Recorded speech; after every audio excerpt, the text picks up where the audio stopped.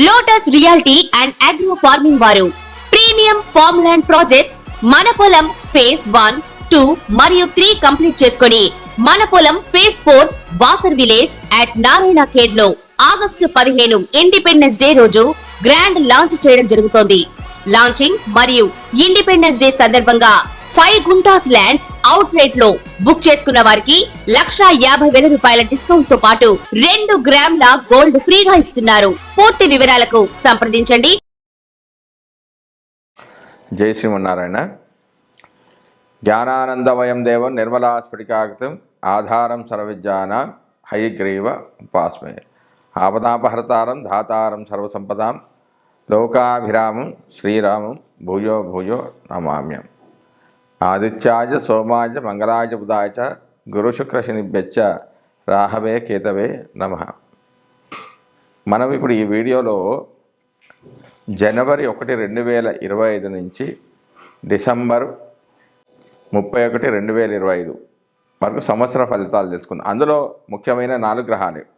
అవి ఏంటంటే గురుగ్రహము, శనిగ్రహము, రాహుగ్రహం, కేతుగ్రహం. ఈ 4 గురించి మాత్రమే చెప్పడానికి మనకు వీలు ఉంటుంది. అంటే మిగతా గ్రహాలు అంటే రవి, బుధ, శుక్ర, కుజ గ్రహాలు ఇవి మారుతూ ఉంటాయి.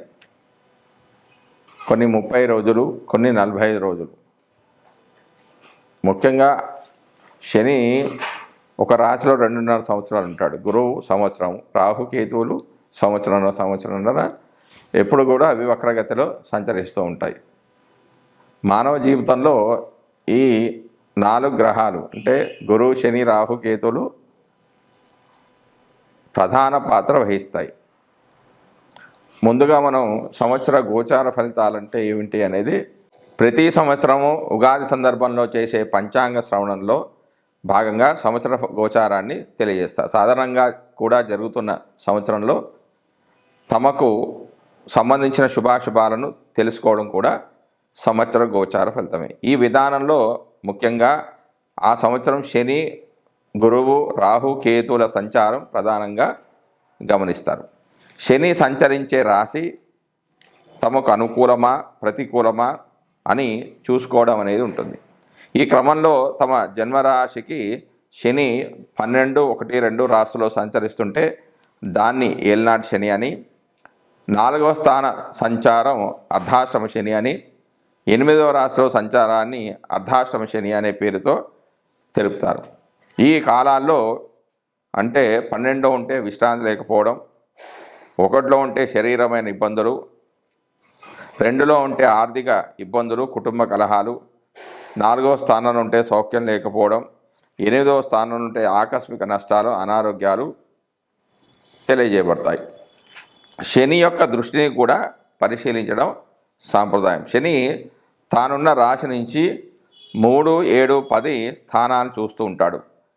ఆ రాశిలో తమ జన్మరాశి ఉన్నప్పటికీ జాగ్రత్తలు తీసుకోవడం అవసరంగా సూచిస్తారంటే ఈ 3, 7, 10 స్థానాల దృష్టి ఏ రాశిపై అయితే పడుతుందో ఆ స్థానాల్లో కొంచెం జాగ్రత్తగా ఉండాలని శని సూచిస్తాడు. అంతేకాకుండా శని సంచరిస్తున్న రాశి తన దృష్టి ఉన్నటువంటి రాశులను తమ జన్మరాశి నుంచి ఏ భావాలు అవుతాయో ఆ భావాల విషయంలో జాగ్రత్తలు తీసుకోవడం కూడా గోచారంలో భాగమే. శని ఒక్కొక్క రాశిలోనూ 2.5 సంవత్సరాల సంచారం వల్ల ఈ గ్రహ ఫలితాలను అధికంగా గమనించడం సాంప్రదాయంలో ఉంది. సంవత్సర గోచార ఫలితాల అధ్యయనంలో శని ఫలితం చాలా కీలకమైనదని చెప్పవచ్చు. గురుగ్రహ సంచారాన్ని కూడా సంవత్సర గోచారంలో భాగంగా పరిశీలిస్తారు. గురువు తానున్న రాశి నుంచి 5, 7, 9 రాశులను చూడడం వల్ల ఆయా రాశుల వారికి అనుకూలతను తెలియజేయడం జరుగుతుంది. జన్మరాశి నుంచి 2, 5, 7, 9, 11 రాశుల్లో సంచరిస్తున్నప్పుడు ఆర్థిక, సంతాన, వైవాహిక సంతృప్తి, లాభాలను పొందవచ్చు. గురుదృష్టి ఉన్నటువంటి భావాల్లో లోపాలున్నా కూడా సరిదిద్దబడతాయి. ఆ సంవత్సరంలో ఏ కార్యక్రమాలకు అనుకూలమో ఏ కార్యక్రమాలకు ప్రతికూలమో కూడా గురుగ్రహ గోచారం ద్వారా మనం గమనించవచ్చు. నూతన సంకల్పాలు నెరవేరడానికి, వివాహ సంతానాది అంశాల్లో పరిపూర్ణత కోసం గురుగ్రహ గోచారం అనుకూలంగా ఉండే విధంగా చూస్తుండడం అనేది సాంప్రదాయం. రాహుకేతువులు తామున్న రాశులకు అనుసరించే భావాలకు సంబంధించిన అశుభ ఫలితాలను ఇస్తుంటాడు. ముఖ్యంగా 3, 6, 11 స్థానాల్లో తప్ప మిగిలిన స్థానాల్లో ఆయా భావాలకు లోపాలను తెలియజేయడం గోచార సాంప్రదాయం. ఏదైనా శుభగ్రహంతో కలిసి ఉన్నప్పటికీ ఆ గ్రహం యొక్క శుభత్వాన్ని తగ్గించే విధంగా రాహుకేతువు గ్రహాలు ఉంటాయి. అందువల్ల ప్రతి రాశి వారికి రాహుకేతువు ఉన్నటువంటి భావాలను జాగ్రత్తగా చూసుకోవాల్సి ఉంటుంది. శని, గురువు, రాహు, కేతువులు అధిక కాలంలో ఒకే రాశిలో సంచరించడం వల్ల సంవత్సర ఫల నిర్ణయంలో వీరి ప్రాధాన్యం అనేది అధికంగా ఉంటుంది. జై శ్రీమన్నారాయణ. కర్కాటక రాశి వారికి 2025 సంవత్సరంలో సంవత్సర ఫలితాలు. కర్కాటక రాశి వారికి జనవరి 1, 2025 నుంచి 31 డిసెంబర్ 2025 వరకు గురువు, శని, రాహు, కేతు ఇచ్చే ఫలితాలు ఈ విధంగా ఉన్నాయి. ముందుగా గురుగ్రహం యొక్క ఫలితాలు. గురువు జనవరి 1, 2025 నుంచి 13 మే 2025 వరకు లాభస్థానంలో సంచరిస్తూ ఉన్నాడు. 11వ రాశిలో శుభఫల దాత. సర్వతోముఖాభివృద్ధి, బలము, తేజస్సు, మంత్రసిద్ధి, ఉద్యోగ వృద్ధి, కీర్తి, సంతాన ప్రాప్తి, నూతన ఉద్యోగ వ్యాపారాలు లాభిస్తాయి. బంధు సహకారము, అధికారుల అనుగ్రహము కలుగుతుంది. బంధుమిత్రుల సహకారంతో అన్ని పనులు కూడా పూర్తి చేస్తారు. కానీ 11వ స్థానానికి వేదస్థానమైన 8లో శని యొక్క సంచారం వల్ల నీచ స్త్రీలతో పరిచయము, వీర్య నాశనము, కలహము, గర్భకోశము, వాతవ్యాధి, స్థాన చలనము వంటివి కలిగే అవకాశాలు అనేవి ఉన్నాయి. మొత్తానికి ఈ స్థానంలో గురుడి సంచారం వల్ల 50% శుభ ఫలితాలు జాతకుడు పొందే అవకాశం అనేది ఉంది. తర్వాత మే 14, 2025 నుంచి అక్టోబర్ 17, 2025 వరకు లాభంలో సంచరిస్తున్నాడు. జన్మరాశి నుండి 12వ స్థానంలో సంచరించే కాలంలో పదవీ త్యాగము చేయవలసి ఉంటుంది. ఆస్తి నష్టము ఏర్పడుతుంది. బంధు వియోగము ఉంటుంది. శుభకార్యాలకే డబ్బులను బాగా ఖర్చు పెడతారు. చెడు ప్రవర్తనలకు గురవుతారు.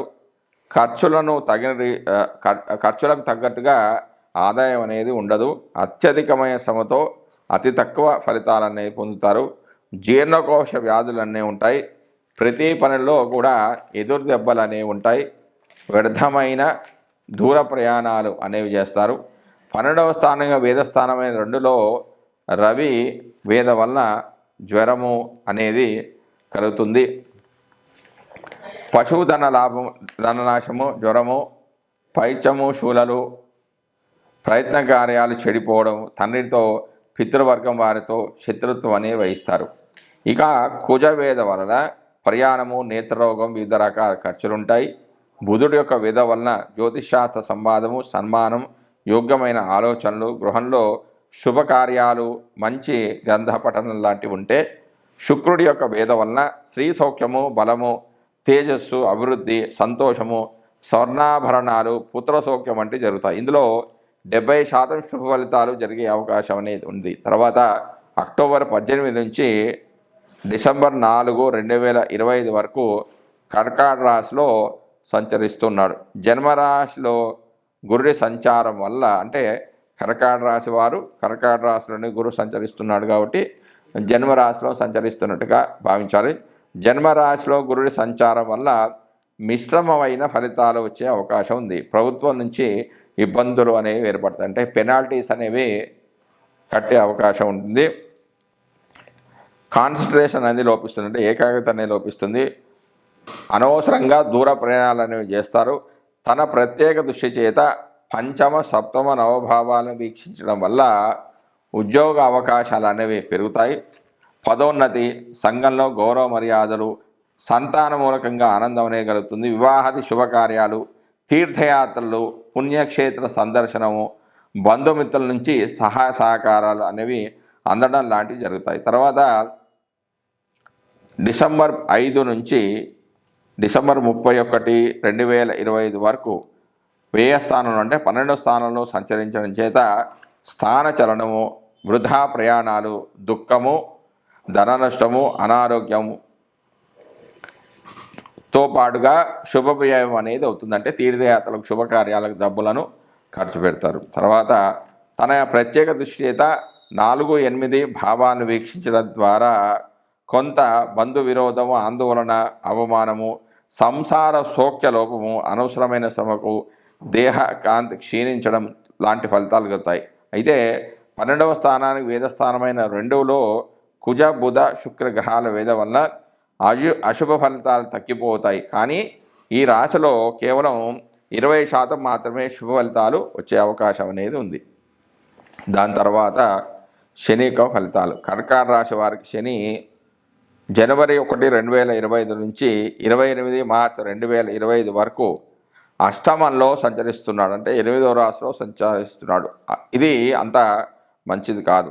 జీవనం సక్రమంగా అనేది జరగదు. అధికారుల ఆగ్రహానికి గురి కావాల్సి ఉంటుంది. ఉద్యోగ బంధము, పదవీ త్యాగం అనేది ఉండే అవకాశం ఉంది. ప్రతి పనిలో ఎక్కువ అడ్డంకులు ఉంటాయి. అధిక ఖర్చులు ఉంటాయి. ద్వితీయ వివాహం అనేది జరగవచ్చు. కోర్టుకు వెళ్ళవచ్చు. అనవసరమైన గొడవలో దిగవచ్చు. దాని తర్వాత 29 మార్చి 2025 నుంచి డిసెంబర్ 31, 2025 వరకు కర్కాటక రాశి వారికి 9లో ఈ యొక్క శని సంచరిస్తూ ఉన్నాడు. 9వ రాశిలో సంచారము వల్ల అనవసరమైన ఖర్చులు ఉంటాయి. మానసికమైన ఆందోళనకు గురి అవుతారు. భాగ్యహీనత కలుగుతుంది.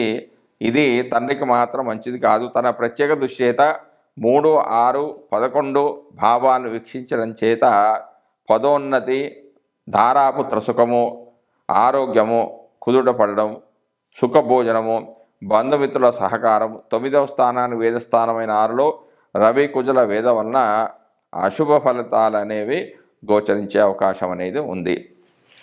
దాని తర్వాత రాహు యొక్క ఫలితాలు. కర్కాటక రాశి వారికి రాహు జనవరి 1, 2025 నుండి 17 మే 2025 వరకు 9వ స్థానంలో రాహు గోచరిస్తున్నాడు. ఈ స్థానంలో చెడు ఫలితాలే ఇస్తాడు. దూరదృష్టి, ప్రయాణాల్లో ఇబ్బందులు, ధనధాన్య నష్టం వంటివి ఉంటాయి. రాహు తన సప్తమ దృష్టి చేత 3వ స్థానాన్ని వీక్షించడం ద్వారా శారీరక బలము పెరగడం, ధనలాభం, సౌభాగ్యం వంటి శుభ ఫలితాలు కూడా ఇస్తాడు. జనవరి 4, 2025 నుంచి జనవరి 20, 2020 వరకు నవమ స్థానానికి వేదస్థానమైన 6లో బుధ సంచారం వలన జ్యోతిష్శాస్త్ర సంవాదము, సన్మానము, యోగ్యమైన ఆలోచనలు రావడం, గృహంలో శుభకార్యాలు వంటివి జరగడం వంటివి కూడా జరుగుతాయి. తర్వాత మే 18, 2025 నుంచి 31 డిసెంబర్ 2025 వరకు రాహు కర్కాటక రాశిలో సంచరిస్తున్నాడు. 8లో స్థితి చెంది ఉన్నప్పుడు అనారోగ్యము, ఆందోళన, క్రూర జంతు భయము, కార్యనాశనము, ప్రయాణాలు అధికంగా చేయడం ద్వారా అలసిపోవడం, ధన నష్టం, కష్టాలు లాంటివి కలుగుతాయి. ఇందులో 70% మాత్రమే అశుభ ఫలితాలు అనేవి గోచరిస్తాయి. తర్వాత కేతువు యొక్క ఫలితాలు. కర్కాటక రాశి వారి కేతువు జనవరి 1, 2025 నుంచి 17 మే 2025 వరకు చతుర్థ స్థానంలో సంచరిస్తూ ఉన్నాడు. చతుర్థ స్థానంలో సంచరించే సందర్భంలో సుఖం లేకపోవడం, అధికంగా ప్రయాణాలు చేయడం, ఆడవాళ్ళతో గొడవలు పడడం వంటివి జరుగుతాయి. దశమ స్థానాన్ని వీక్షించడం ద్వారా కేతు తన సప్తమ దృష్టి చేత దశమ ద్వాన్ని వీక్షించడం ద్వారా కొంత శ్రమకు ఓర్చి కొన్ని పనులు అనేవి పూర్తి చేస్తారు. మే 18, 2025 నుంచి డిసెంబర్ 31, 2025 వరకు 3వ స్థానంలో సంచరిస్తున్నాడు. ఈ స్థానంలో అతి బలవంతుడైన కేతువు శరీర బలాన్ని పెంపొందిస్తాడు. ప్రజల్లో తన మాటకు విలువ పెరిగేటట్టుగా చేస్తాడు. 9వ స్థానాన్ని వీక్షించడం చేత ప్రయాణంలో ఇబ్బందులను పెడతాడు, కొంత నష్టాన్ని కలిగజేస్తాడు. బలము, తేజస్సు, అభివృద్ధి అనేవి జరుగుతాయి. సంతోషము, బంగారు ఆభరణాలు కొనడం వంటివి కూడా జరుగుతాయి. బుధుని యొక్క వేద వలన 23 మే 2025 నుంచి జూన్ 5, 2020 వరకు బుధుడు యొక్క వేద వలన అంటే ఆ స్థానానికి వేద స్థానంలో సంచరించడం వల్ల మంచి ఆలోచనలు, గృహంలో శుభకార్యాలు వంటివి జరిగే అవకాశం అనేది ఉంది. జై శ్రీమన్నారాయణ.